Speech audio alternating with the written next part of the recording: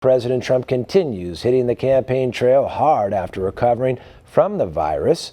Taking to Twitter Tuesday, the president announced 2 more Make America Great Again rallies. He'll visit Ocala, Florida for his first event of the day before heading off to Macon, Georgia for the second rally. Democrat presidential nominee Joe Biden is also visiting Florida this week, among other key states, as the race in some battleground states remain very close.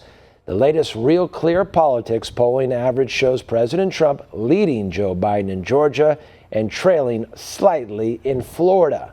One America's Chanel Rion has more on the president's week ahead. The opening bell rings in day 2 for the Senate's Supreme Court nomination hearing. Trump nominee Judge Amy Coney Barrett faces the second of 4 days in front of a Senate grilling her fitness to serve the highest judicial seat in the country.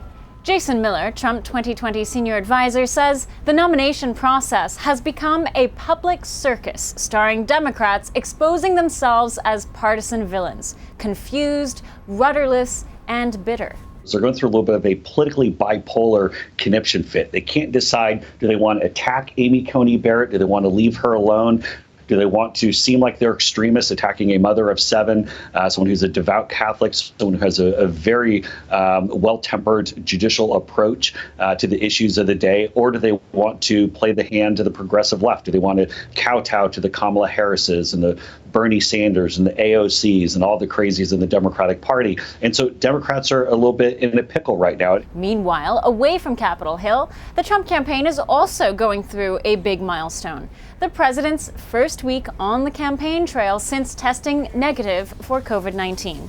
The president has campaign events scheduled for nearly every weekday going into Friday. Miller says, expect a fiery Trump and a surprise event in light of the canceled second debate.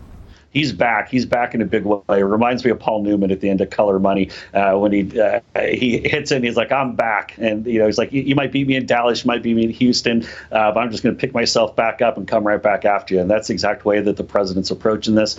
He was in a rare form last night. He was having a lot of fun on Air Force One on the flight down there. He is chomping at the bit, ready to get after Joe Biden.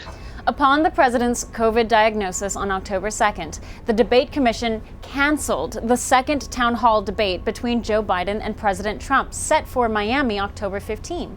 In response, Joe Biden is expected to participate in an ABC town hall with former Clinton aide George Stephanopoulos. To this, Miller says the campaign has a surprise counter announcement for October 15. We will have our own town hall. We'll actually have multiple networks on at the same time. They'll be showing the president. We're going to be doing it from Miami, Florida. The president does really well in these town hall type environments. And unlike some of the more biased town halls from the past, the upcoming Miami town hall for President Trump will have a diversity of audience members. You'll have actual identified Trump supporters, and you'll have folks who are actual identified Biden supporters. And that's the difference with President Trump, is his attitude is bring it. Let's go, and I'll take questions from everybody. And again, that's a key differentiator between the president and Biden. Is it's not one of those where Joe kind of looks off to the side and who am I supposed to call on next? What am I supposed to ask? And then you have that poor woman go up there holding the paper saying, I can't read what they wrote for me. We don't have any of that nonsense with Trump events. You throw him the tough question, gives you a tough answer. Sometimes you might not like the answer, but at least he's going to tell you what he really thinks as opposed to sleepy. A world of difference not only in how the two candidates present themselves, but for politics going forward as a whole. Chanel Rion, One American News, the White House. Want to see more videos like this? Click on the link below and subscribe to One American News on YouTube. And call your cable provider and kindly demand that One American News is added to your lineup. Call and subscribe today.